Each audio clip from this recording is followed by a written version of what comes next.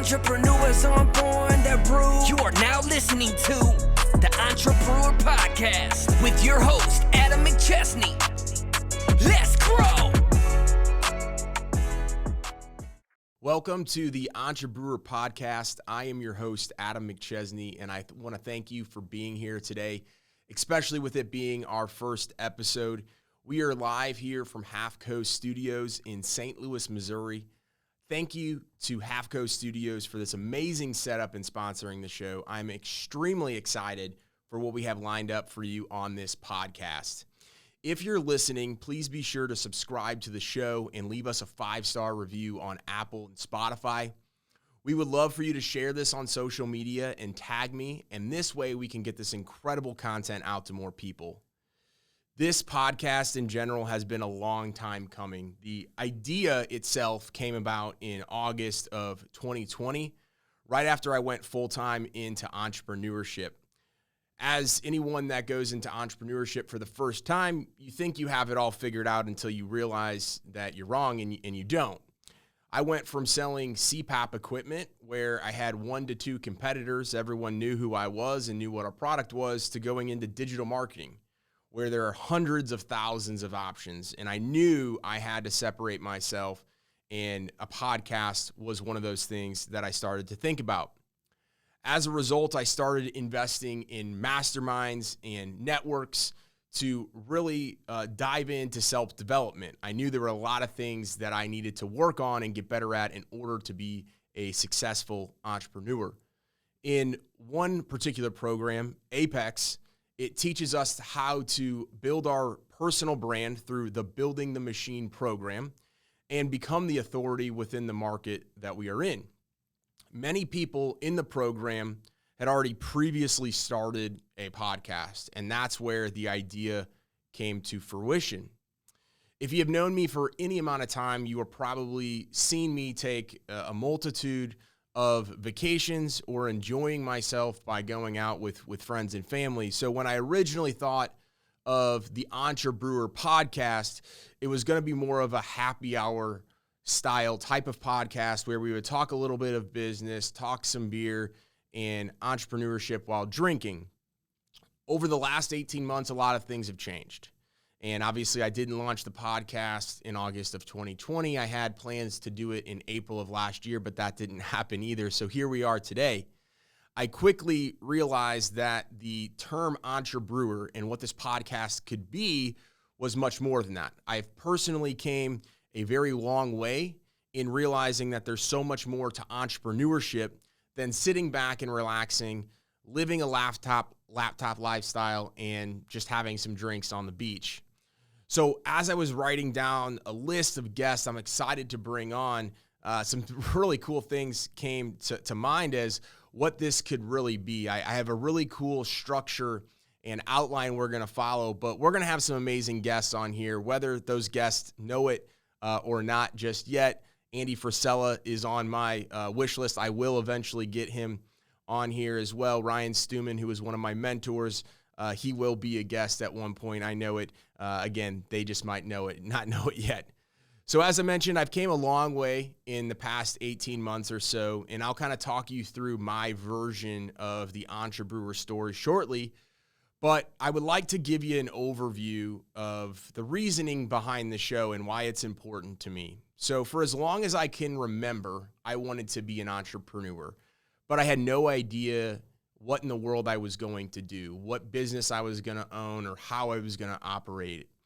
When I was in high school, my parents literally caught me taking things out of my house and trying to flip and sell them on eBay. And that's the first thing that I can remember. You know, everybody has that lemonade stand story or other type of entrepreneurial venture. And while I did those things, I really don't remember it to the tune of getting caught by taking something. Some of it was my stuff. Some of it was my brother's stuff. Some of it was probably my parents' stuff. But I would take it and sell it on eBay. And I always had that itch because I was making, good money doing it, albeit just a little bit of money, but nonetheless.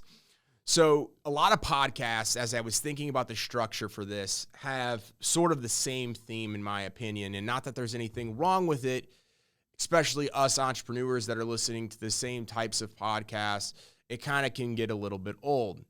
So they ask the same questions, going over the same stuff, especially if every podcast has the same sort of guests. So I wanted to be a little bit different.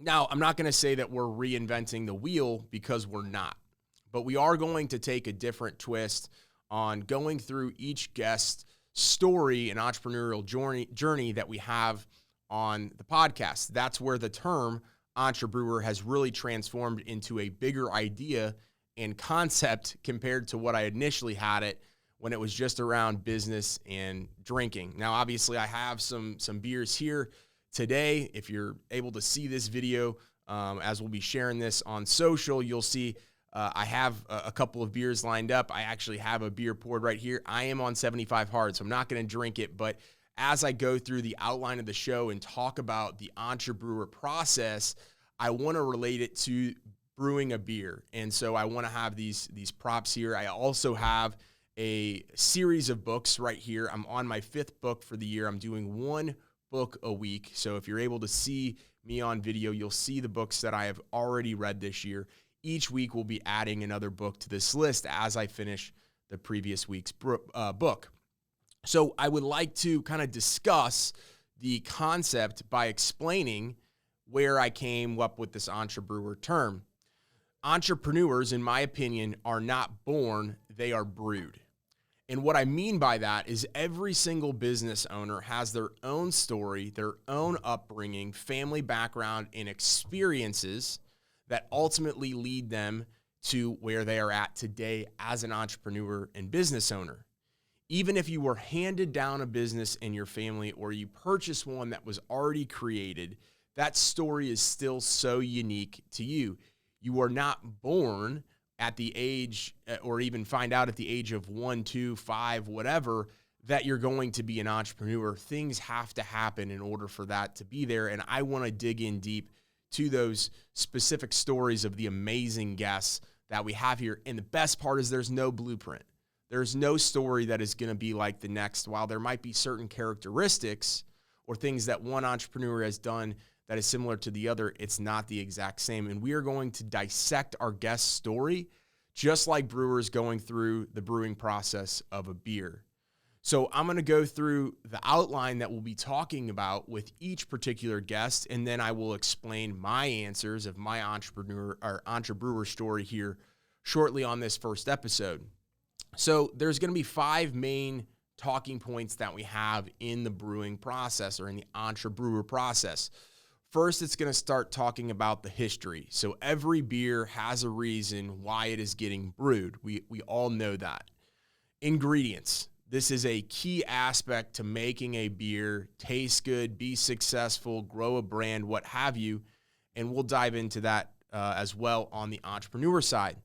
Then there's the entire brewing process. So great beer does not happen overnight. There's a lot of trial and error. There's different things that are being tested and ultimately have to come to fruition before it's ready to obviously be sent to the masses. And then there's the fermentation and conditioning period. So this is the part of the process where you are waiting to see what the final result of that beer tastes like and figure out what needs to change in order for it to get better. Finally, we have the distribution piece. So how are we going to take the beer to market, sell it, and get it out to all of the wonderful people that would love to enjoy this type of beer? So we're going to take that same type of model with the brewing process and turn it into the Entrebrewer process. So I'm going to start by going through my history. So as you probably know, if you're here, my name is Adam McChesney. I was born and raised here in St. Louis, Missouri, went to college and played college soccer at Columbia College, right across from the University of Missouri. After college, I started in marketing and sales in a couple different positions, eventually getting into the medical device sales industry, where I was there for 5 different years between 2 different positions. Most notably, recently, I left in July of 2020 from a company called ResMed. We were the leading manufacturer of CPAP equipment and was very successful, worked my way up the ladder of ResMed, and was on my way to kind of making that a career. Medical device, being an athlete and looking at sales opportunities in college was kind of always the thing that I wanted to do. And once I got there, I was very successful, made some good money, was a wonderful work environment, but there was always something more that was really triggering me to specifically find that passion of mine and what I could really take and help to impact as many people as possible. That is my mission, whether it's directly in their business or in their personal lives. And so I made the leap in July of 2020 to go full-time into digital marketing and become an entrepreneur. Up to today, I won't bore you with all the stuff because I'm sure we'll dig into that in the rest of this process. But what I do today, I am the owner partner of Height Digital St. Louis. We are a full-service digital marketing agency. We do everything from logo and branding to website design, search engine optimization, and then paid advertising on Google, Facebook, Instagram, and YouTube. We are consistently growing our brand and our footprint as the franchise of the year for Height Digital in 2021. Excited about what we have going on, and our team is expanding. Who we service, who is our ideal client? We work with a lot of local home service-based businesses that are looking to grow and scale their companies online. So that's who I am, where I come from, and what I do. Let's start to talk about the ingredients. So what are 3 things that have made me successful in my entrepreneurial journey? And a lot of these things commingle and coexist in the same ecosystem, but for me, it's investing in myself. So once I realized after going full-time into entrepreneurship that digital marketing was not the same as medical device sales, and I had to find a way to stick out from the crowd, I invested into programs like Apex, and most notably recently, the Champion Circle. I'm also in the Arate Syndicate, and investing in myself to learn from people that have already been successful in certain areas that I want to be successful in, whether it's personal or business. But I've invested in myself, and through that, I have surrounded myself with the right people. So over the course of the last 18 months, I've really taken that journey down the self-development and investment path. Along the way, I've been made fun of for posting as much as I do on social media. I've lost close friends. Not any family. Family has been very supportive, and most of my friends have been supportive, but it's been a tough journey along the way as you understand, as you take this transition and you become the person that you've always wanted to become, there are going to be people that mock you and make fun of you. So I've had to surround myself a lot of times virtually with people all over the country that have the right mindset and the same mindset as I do. And I have, lastly, the third ingredient, but definitely not the least important, is the motivation to get 1% better every single day. The person in the mirror, who you were yesterday is who you're competing with, and that's really where I've had that particular mindset to be able to grow and scale my multiple businesses up until this point. The reason being is that I'm not looking at anyone else that is a direct competitor, quote unquote, as my actual competitor. In digital marketing specifically, there are so many different businesses that we can help out there. There are so many digital marketing companies that are out there. There's enough business for everyone. So I have to be better than I was yesterday by just 1%, and that's been a key ingredient to helping me get to where I'm at today. The next, we have the brewing process. So talking about the ups and the downs of my entrepreneurial journey. So again, I went full-time in July of 2020, realized I had no idea what in the world I was doing. I went from knowing and selling a very high-quality CPAP product to kind of knowing digital marketing. I had taken some courses around digital real estate. I knew how to build websites. I knew how to rank websites. I even knew how to run paid ads, but I didn't know how to run a business. But I also knew how to sell. So I thought that, which is one of my lessons here in a little bit, is I thought that I could outsell bad processes and systems. People talk about core values. People talk about processes and systems for scalability. And I just went to go sell, and then do the work. What I had actually created was just another job, except for that job wasn't paying me near what I was worth, and no one saw the value in really what I was doing because I was working from the time I woke up until the time I went to bed, not having much to show for it in money and clients, and it was just a very hectic process. So over the course of that next 6 to 7 months, after going full time, I tried to really figure out who I was as an entrepreneur, who my ideal client was, how was I going to build out a team that could help me build websites, that could help me do SEO, et cetera. And I kept having different roadblocks. So I tried some virtual assistants. I tried white label companies. I tried to hire specifically. And I realized, one, I didn't have anything to hire for. I had no training when someone would come on as an employee. I didn't have a process and a system for literally anything. And I was flying by the seat of my pants. Luckily, back in April of 2021, I began discussions and had a talk with JC Height over at Height Digital, and he was explaining the new franchise model that Height Digital was getting into, which has really put me on a trajectory and a path that I would have never been able to do alone. So I won't get too far into the details there, but I really, overnight got access to an entire team of people, processes, and systems, all of the things that I was lacking. Luckily, it was, a godsend that I was connected with JC, that I was connected with Height Digital, and now I would have never changed anything, and we don't look back at all. We're only forward-facing and looking forward to what the future has. But I have learned a lot of lessons in the last 18 months. Everybody that I talk to, where I share my story of the ups and downs, and where I've been able to get to today, I focus heavily on my personal brand. So I've been able to grow my business. We grew 400% year over year in 2021. We're 300% year over year right now from January to January as this episode is being done right now in the middle of February. And 90+% of my business all comes from people that I'm connected with and masterminds that I'm connected with, all on social media. The content that I put out is different from every other digital marketer that is out there because, again, there are thousands of options when you are looking for a digital marketing agency. Business owners, clients of mine, they do business obviously because we get them results and we do what we say we're going to do and we follow through and we're always willing to do what it takes in order to be successful for them as the client. But they want to do business with someone that they know, they like, and they trust.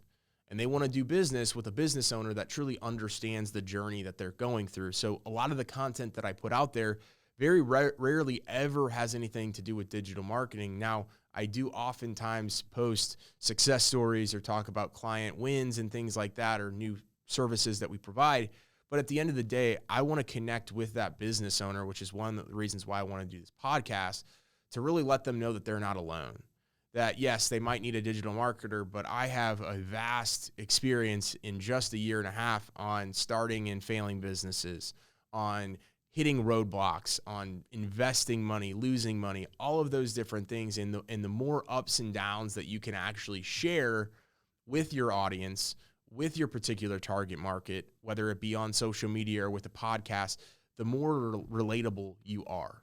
Because that client, that prospect, that lead, they're all going through that exact same stuff. So again, we have been able to grow tremendously through a variety of different ways, by going in as a Height Digital franchise, by building our team, but more importantly, by doing things a little bit differently than most digital marketing companies have done, which again has got us where I'm at today. So the fermentation process, step number 4 through the Entrebrewer story and outline. So this is the process, again, where you see the final results of a particular beer that you're brewing and figure out what needs to be changed. So for me, and what I'll be asking guests is, what is the biggest lesson you have learned that you would share with someone that's an entrepreneur looking to save years worth of mistakes? And for me, that is being really good at sales will not outperform bad processes and systems. I already touched on it once, but it is such a vocal point to anyone that I talk to that's, hey, Adam, I've seen you go from where you were at when you started to where you're at now. What's one thing that you can share with me? And a lot of my ups and downs, a lot of my frustrations, my stress, and my anxiety is because at the end of the day, I'm a salesperson at heart. When you transition from a sales rep to a business owner, you have 17,000 other things that you're worried about instead of just hitting a quota or growing your sales. And so in the beginning, when I didn't want to focus on core values or processes and systems and everything like that, I just went and sold. And then I would come back and do the work itself. And then there would be this up and down swing where I'd have one really good sales month, and the next 6 to 8 weeks, sales would be tremendously down because I was fulfilling all of those projects. And so my recommendation for someone that is looking to save years worth of mistakes, or if they're just getting started or they're pivoting, or they've been an entrepreneur for a long time, but they're looking how to get better, is that a good sales process is not going to outperform any broken process or system that you have. So make sure that everything that you do is scalable, automatable, you can delegate it. Make sure that the business itself is able to run without you in it. That's been the biggest transition really over the course of the last 3 to 6 months, and why I've hired a business coach in Mike Claudio to really help me get to the next level in what I'm doing, because at the end of the day, I'm still working on my business, I'm still working in my business a lot of times instead of actually on the business. And when you start working on the business 100% of the time, when you're empowering your employees to be able to grow and scale your company, that's where not only does the company grow, your employees grow, you hire more people, obviously profits are better, but you actually have an investable business or a sellable business. If you're looking to grow and sell or eventually take on a partner or an investor, at the end of the day, I realized before I transitioned to Height, everything that I could have sold my company for was just me. And people don't buy people without keeping that person in the company. And if you're looking to sell your company, 9 times out of 10, you're looking to get the heck out. So if you have something that can grow and scale without you, whether it be automations, processes, and systems, that's where you're going to be able to take your business to the next level. So the last step of the Entrebrewing process, where we talk about distribution. So taking that beer, for example, to the market and selling it. So what is next with everything that I've learned? Where are we at right now? Where are we going? Right now, we are growing Height Digital St. Louis tremendously. I want to continue to expand our team and client base here in St. Louis.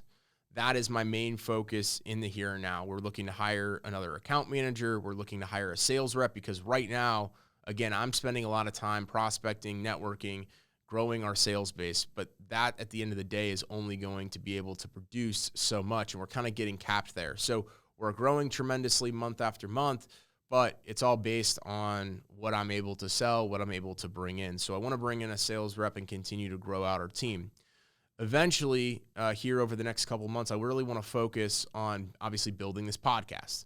I want to figure out other ways to become a speaker on a worldwide stance, and also be a consultant, whether that's for digital marketing agencies and showing them how I've been able to grow my company, working with other franchises within the Height system. There's a lot of different ways that can go. I have my first 2 speaking events lined up here over the next couple of months. One is in March in Dallas at a personal branding specific marketing conference. And then another one is in May here in St. Louis at the St. Louis Business Expo. So my goal for the year, just to put it out there, is 5 speaking events. I've already secured 2 out of the 5, looking to grow and do that. I want to share my story with as many people as possible to help them better understand how to leverage their brand, how to leverage who they are as an entrepreneur, and to share that story so that way they can grow their business, they can get into other businesses, sell their business, but truly do what they're passionate about. So that takes us through the Entrebrewing process of what we're going to talk every guest through and really understand who they are as a person, where they came from, and how they got to where they are today. And we're going to learn some incredible lessons along the way. So we're going to wrap up this first episode. There are many more amazing things to come. I want to thank you all again for tuning into this podcast, especially it being the first episode. Please be sure to subscribe, download, and share our content.